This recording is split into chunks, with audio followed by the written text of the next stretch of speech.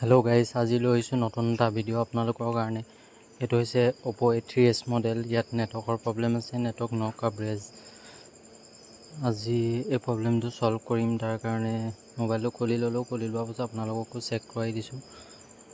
আৰু আপোনাৰ A3s মডেলত এইটো কি কয়, আপোনাৰ A3s মডেলত আপোনাৰ WTR বেছি প্ৰব্লেম আহে। তাৰ কাৰণে WTRটো উঠাই দিলোঁ।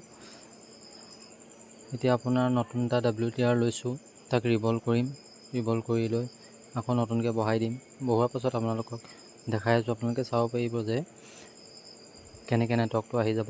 একদম সাধাৰণ কথা এইটো বহোৱাটো, খালি অকণমান এক্সপিৰিয়েঞ্চ থাকিব লাগে। থাকিলে আপোনালোকে আৰামত বহাই ল'ব পাৰিব। হিটটো বেছি আপুনি দিব নালাগে। 350 মানত হিটটো ৰাখিলে হ'ল।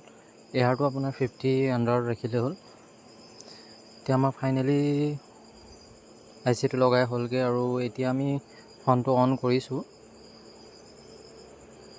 এতিয়া নেটৱৰ্কটো আহি যাব। দেখিব পাইছে নেটৱৰ্কটো আহি গ'ল।